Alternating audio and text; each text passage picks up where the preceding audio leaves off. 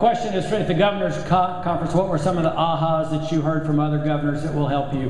A couple of things that the hot topics up there, obviously sequestration in Washington is the big, heavy thing that kept coming up. And then there are a lot of governors that have to decide about expanding Medicaid. We're one of the ones that haven't made our call there. Little quick history. On the first, sequestration was put into place with the idea that the consequences of it were so bad that Congress or the president would never let us get to that point, but we're now 3 days away from that point with not a solution in sight anywhere. And so the impact of that was discussed. One of the ahas is this.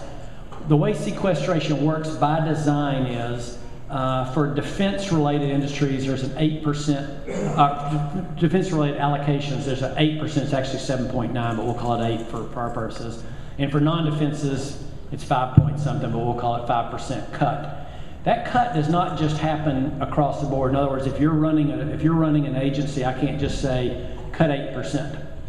Every line item all the way down has to cut 8%. So whether it's strategic and needed or whether it's just, that's a nice to but not a have to.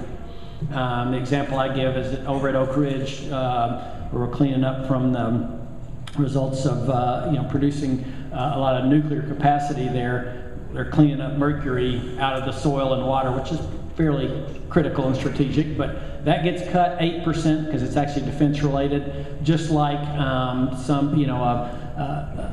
work development program that maybe is not quite as critical gets cut. So it's a really, really dumb way to do government, and we're getting ready to see it happen, I'm afraid. The other big issue that was talked about a lot is about expanding Medicaid. Just some of you all know more about this than you want to know, but when the president passed the Affordable Care Act, it got challenged, went to court. The whole idea is this legal, is the individual mandate forcing people to buy insurance, is that legal?